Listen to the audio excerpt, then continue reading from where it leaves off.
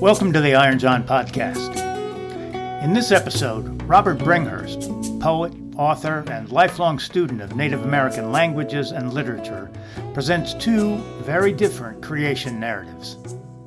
As Robert states, you have to keep telling creation stories, because if you don't, the world won't keep being created, and then we'll be in real trouble. So here is Robert Bringhurst in a recording from the 2024 Fall Minnesota Men's Conference. So, we've been poemed, we've been sung, we've been watered. I think it's time we hear from Robert. Now you'll be created. Thank you, God. No, I'm not the agent here. I'm just the messenger.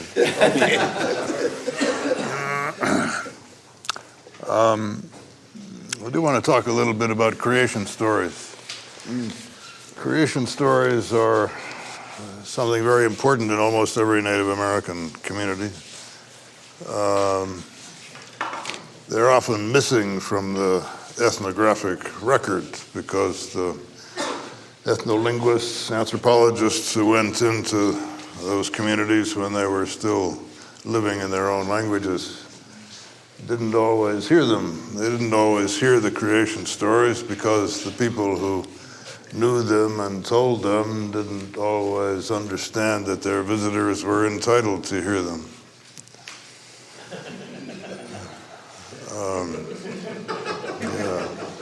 In other words, they weren't quite welcome here. That's a decision every storyteller gets to make, and we don't get to unmake it later on. But often people were generous, and often the visitors were respectful, and great stories were told. You have to keep telling creation stories because if you don't, the world won't keep being created, and then we'll be in real trouble, as we are. Usually creation stories are a specialty of old people like me, people who are through having children and have to go on to the serious business of recreating the world. So I propose to tell you three creation stories and then part of a fourth one. The fourth one is in another language and it goes on for a very long time, but that's part of the nature of creation stories that they don't get finished. The first one is very short, the second one is longer, the third one is longer still, and the fourth one is long.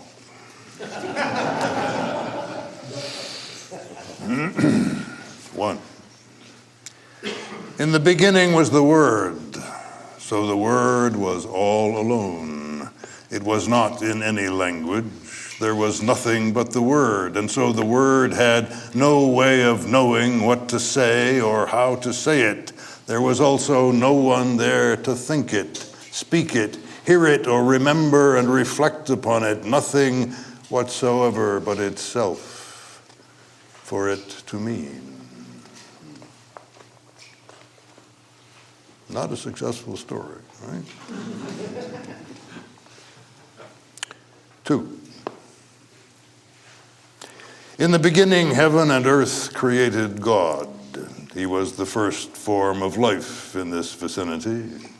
Other planets may have other stories, none of which we know.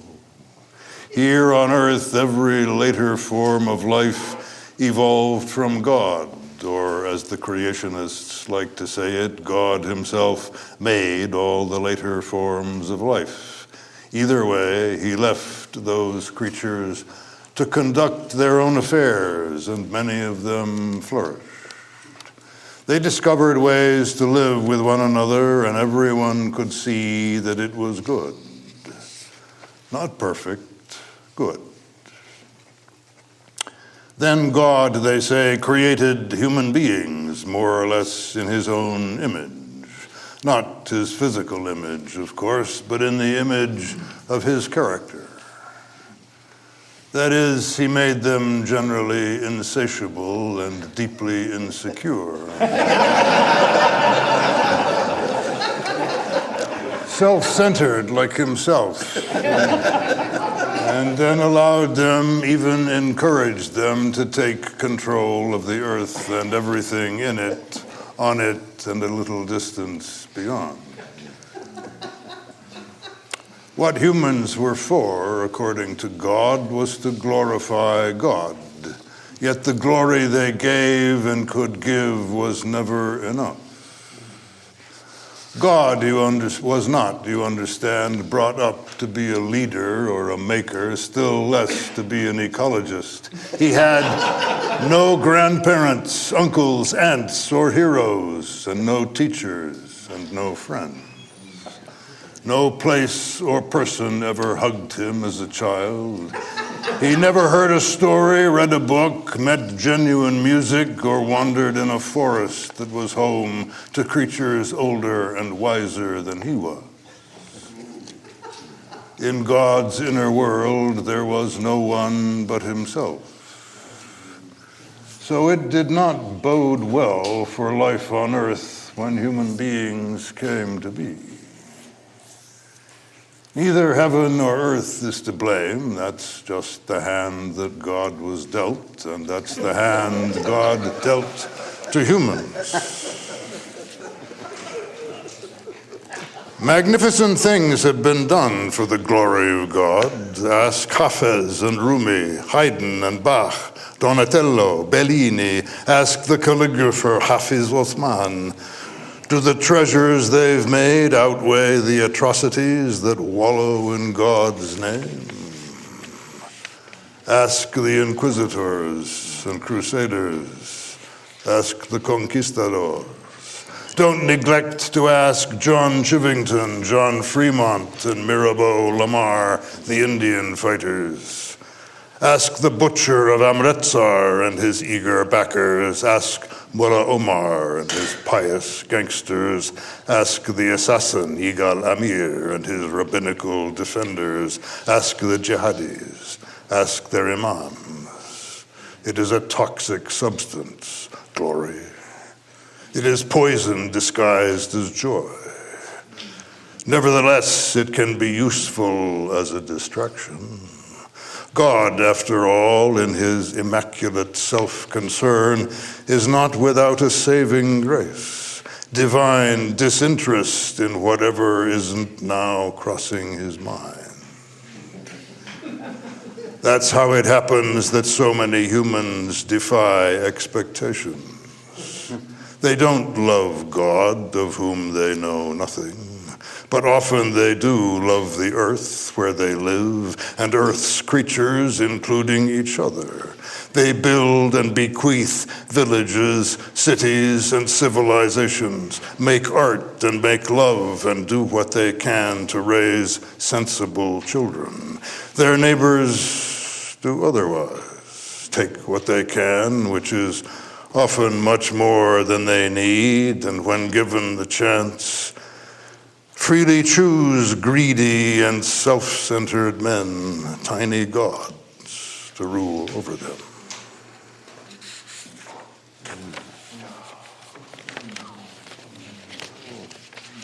Three. In the beginning was what is, which is everything and a nothing and a headlong dancing back, forth, and around between the two. A lot like now, except that then one of the violent post-mortem reappearances of being, bursting without warning out of nothing, or what looks from here like nothing, was just getting underway.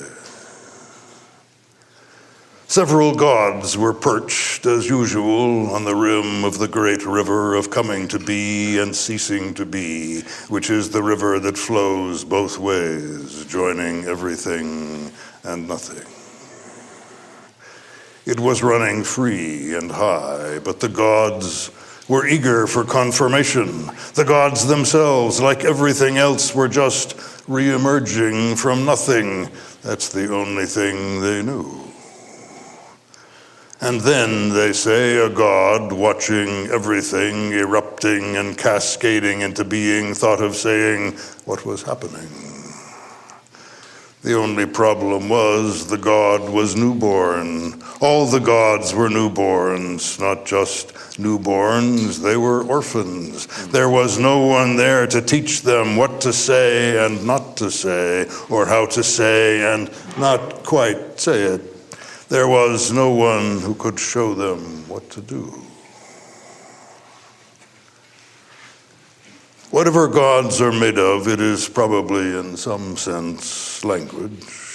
Maybe the same way electrons, neutrons, protons, genes, and chromosomes are language, or the outward show of language, the 3D or 4D or more D calligraphy of being. But the languages you speak don't ever really speak themselves like those in which you're spoken. A language you can speak is one that speaks to you, but not quite on its own. It speaks because it's spoken, and it speaks because the ones who came before you also spoke it and keep right on speaking through it. So the ones who came before you can tell you quite a bit of what they know, or what they knew when they were here where you are now. Because the gods on the rim of the river had just been born, they didn't know who came before them. They didn't have a language to connect them to each other, or the future, or the past. They had, in fact, no cultural inheritance at all. If they hadn't been gods, they would have died. So the god who thought he'd say what he was seeing had no words for what he saw. Still less did he have words for what he didn't see, and no older gods or friends of the gods were there to help him. He had to do what many of us do, ravens, humans, monkeys, squirrels, when what we see is nothing we have words for. The god just gave his voice some room. He let his mouth make up the words and let his brain dream up a grammar to go with them. If I could, I'd say something in it now, that made-up language.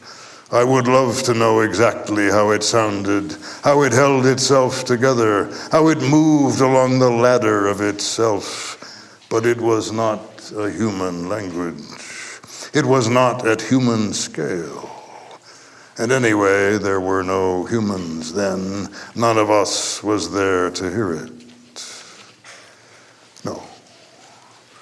But other languages, both physical and chemical, that were whispering and sputtering and howling what the god was seeing then, have gone on talking. Stars and galaxies keep blooming, nebulae keep forming, and long-gone explosions and collisions keep trickling into our telescopes from the deep celestial past. That means we can see it too, though not the way they saw it. What we haven't learned to do is hear what they said about it then, or what they say about it now. That's the reason why I won't be playing you the tape, just telling you the story as it told itself to me.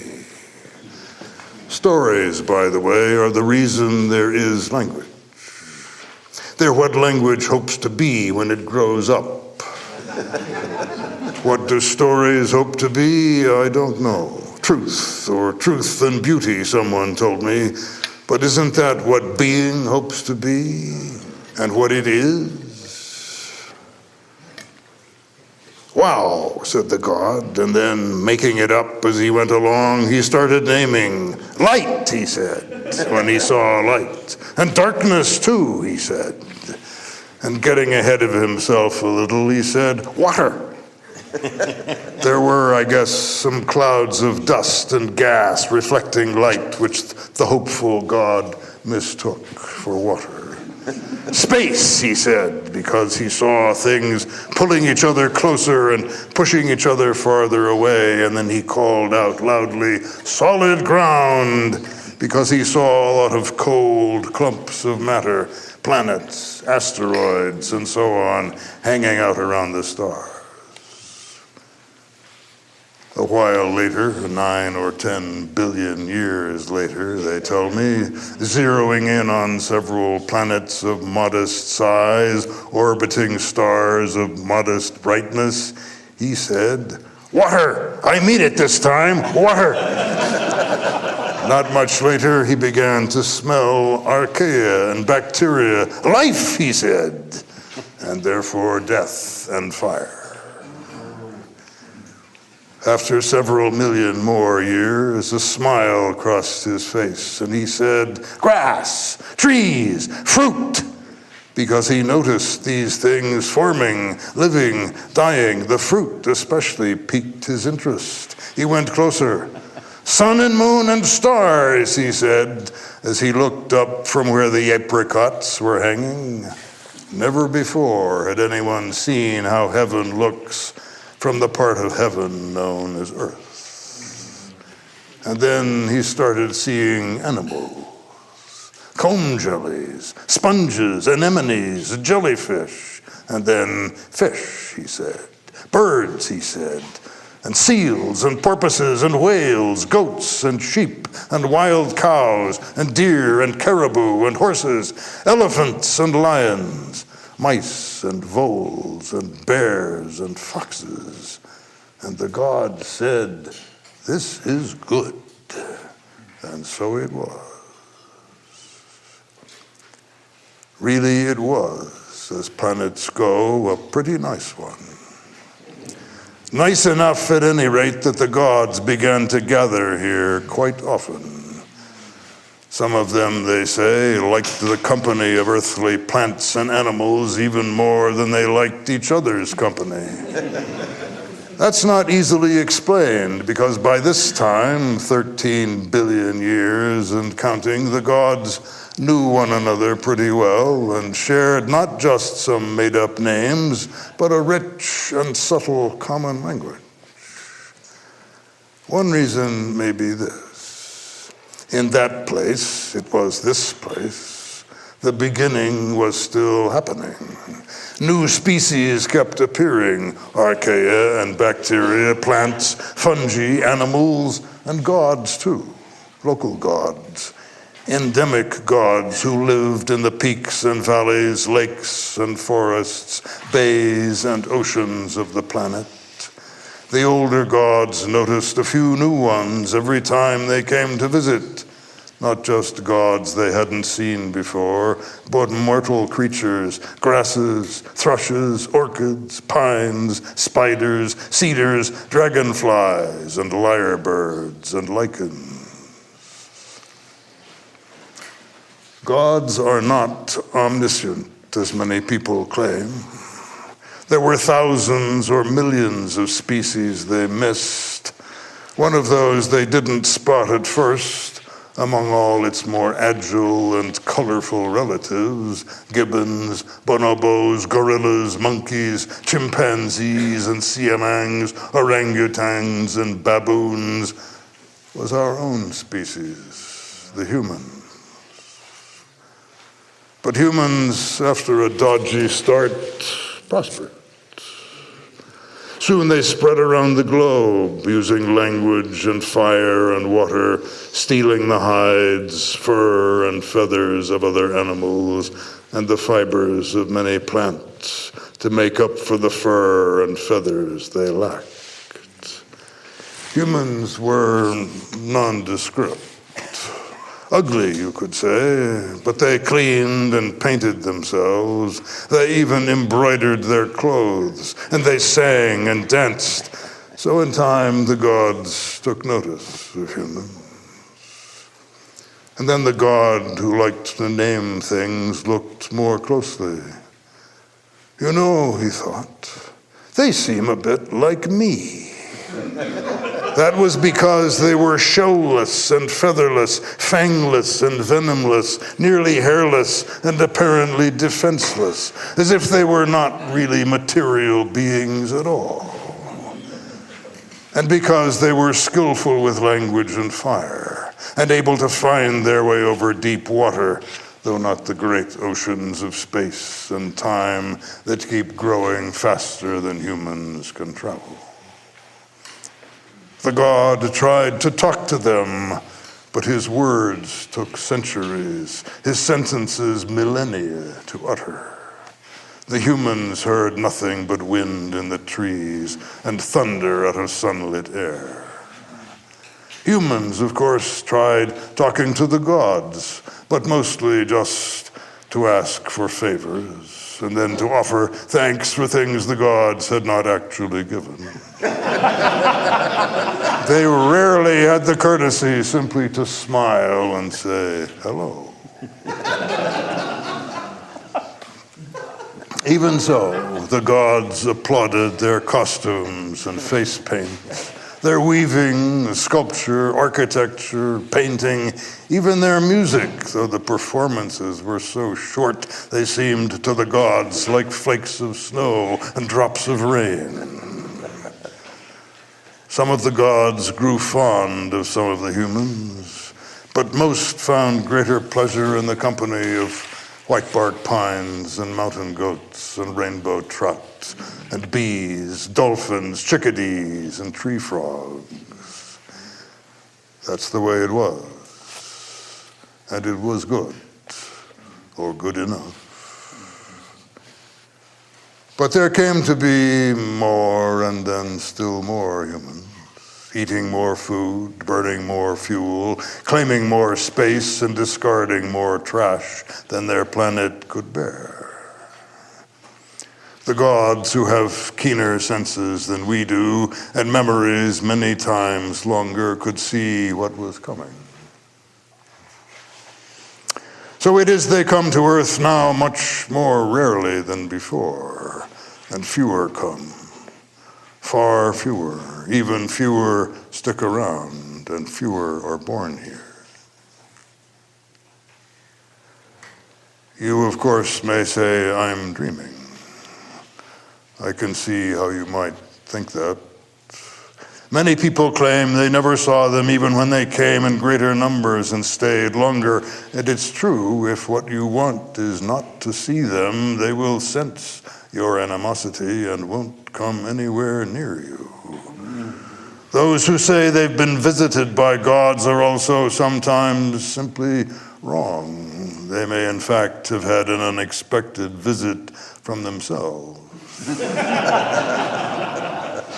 How, in that case, can you tell? You can, for one thing, measure how the river flows toward being or unbeing, and how fast, how slow, how freely. Where's the river? Everywhere, except at the bitter end, and then, like you and me and everybody else, it's absolutely nowhere. Otherwise, it's everywhere and moving as the tide moves through the islands, different speeds and different heights in different places, going in many directions at once. Wherever you are, measure the river. Measure the river very carefully.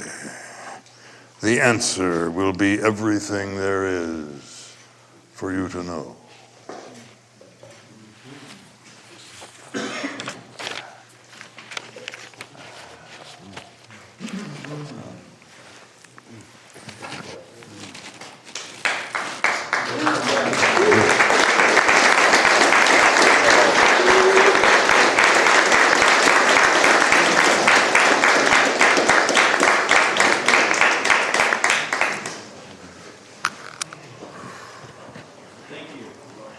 Thank you. Thank you. Thank you. Thank you. You write that? No, I just made it up. Yeah.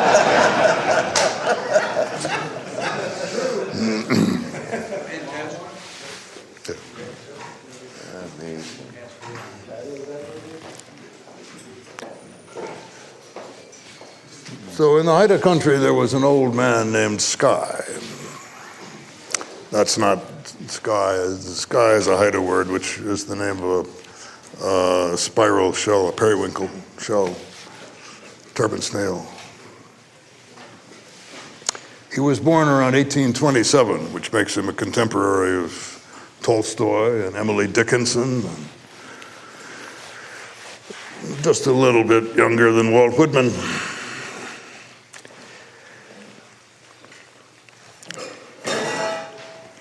The village Sky was born in is empty, has been empty for 150 years. You know?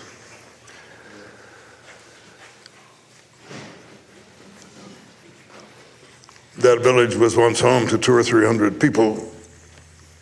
When the survivors left, there were 18 of them.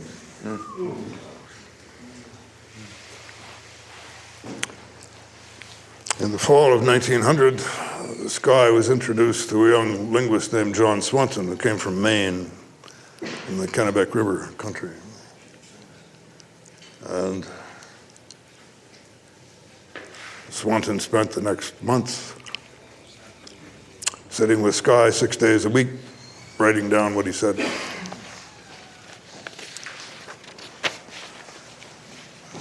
One of the things he said was this: Anis hau tangagaringang onsuga, ulchitguangas, huya, tulgu kaugas lingay gilakyangas, kaudi hau guay gutguanang kadla kay gudyas, lagu kaugaygan lagalachira. Hereabouts was all salt water, they say. He was flying all around, the raven was, looking for land that he could stand on. After a time, at the toe of the islands, there was one rock awash. He flew there to sit. Like sea cucumbers, spirit beings sprawled across it, putting their mouths against it, side by side. There were newborn spirit beings sleeping out along the reef, heads and tails in all directions. It was light then, and it turned to night, they say. And then, when he had flown a while longer, something brightened toward the north. It caught his eye, they say, and then he flew right up against it. He pushed his mind through and pulled his body after. There were 5 villages strung out in a line. In the one that was farthest to seaward, the headman's daughter had just given birth to a child. Then evening fell. They went to sleep. And then he skinned the child, starting at the feet, and crawled inside the skin. He took the baby's place. Next day, his grandfather asked for the child, and they passed him along, and his grandfather washed him and pressed the baby's feet against the ground and stretched him up to a standing position, and then he handed him back. Next day, he stretched him again and handed him back to his mother. He was hungry after that. They had not yet started feeding him chewed up food. Then evening came again, and they lay down. As soon as they were sleeping, he craned his head around. He listened throughout the house. They were sleeping, one and all. And he unlaced himself from the cradle. He wiggled his way free and went outside. But someone who was half rock, living in the back corner, saw him. While he was gone, she continued to sit there. He brought something in the fold of his robe. In front of his mother, where the fire smoldered, he poked at the coals. He scooped out a cooking spot with a stick, and there he put what he was carrying. As soon as the embers had cooked them, he ate them. they slithered. He laughed to himself. Because of that, he was seen from the corner. Then evening came, and they lay down, and once again he went inside. He was gone for a while. He brought things in again in the fold of his robe, and then he took them out and cooked them in the coals. And then he pulled them out and ate them, laughing to himself. And the one that was half rock watched him from the corner. He gobbled his food, and then he lay down in the cradle. Morning came, and all 5 villages were wailing. He listened to them talking. There were 5 towns. In 4 of them, each of the people was missing an eye. Each of the people was missing an eye. Then they say one of the old people spoke. The headman's daughter's baby is to blame. I've seen him. As soon as the others are sleeping, he takes off his skin. Then his grandfather gave him a marten skin blanket. They wrapped him in it. His grandfather whispered, and someone went out. Bring the headman's daughter's child outside.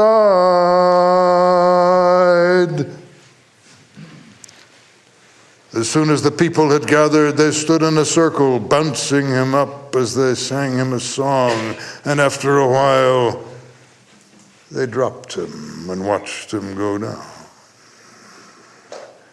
Turning round and round to the right, he went down through the clouds and struck water. He cried and cried as he drifted around, and after his voice grew tired, he slept. While he was speaking, someone spoke. Your father's father asks you in. He looked around. Nothing was there. Again, when he had floated there a while, something said the same thing. Again, he looked around. There was nothing there. Then he looked through the eye of his marten skin blanket. A pied-bill grebe appeared. Your father's father asks you in. As the grebe said this, it slipped beneath the surface. Then the one we are speaking of sat up. He had drifted close to a 2-headed kelp. He stood up and stepped onto it. He was standing, in fact, on a 2-headed stone house pole, and he started climbing down. It was the same to him in the sea as it was to him above. And then he came down in front of a house, and someone invited him in. Come inside, grandson. The birds have been singing that you would be borrowing something of mine. He went inside. An old man, white as a gull, was sitting in back of the fire. The old man asked him to bring him a box that hung in the corner. When the old man had it in his hands, he took out 5 boxes, one inside the other. In the innermost box were cylindrical things, one that glittered and one that was black. As he handed him these, he said to him, Di hao dang iji, wa asi dang iji. You are me. You are that too. On top of the screens forming a point behind the fire, sleek blue beings were preening themselves. Those are the things of which he was speaking. And then he said to him, set this one into the water, round end up, and bite off part of this one and spit it at that. Now, when the one we are speaking about came up, he set the black one to the water and bit off a piece of the one that glittered. When he spat that at the other, it bounced away. He did it the other way around from the way he was told, and that is the reason it bounced away. And now he went back to the black one and bit off a piece of that and spat it at this one. Then it stuck. He bit off a piece of the one that glittered and spat this piece at that one. It stuck too. The forests came into existence then, they say. And when he laid this place into the water, it stretched itself out. The spirit beings swam to it, taking their places. The same thing happened with the mainland when he set it in the water, round and up.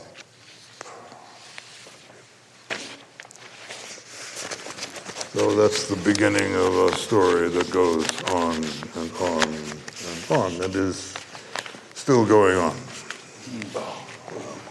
Wow.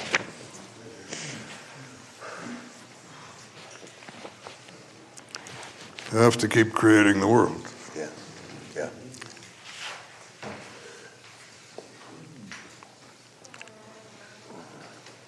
I didn't know I was waiting to hear that. Yeah. Been waiting a long time to hear that story. Thank you, Tim. I didn't know it. Thank you, Tim. Well, the old man had to wait a long time to talk. Yeah.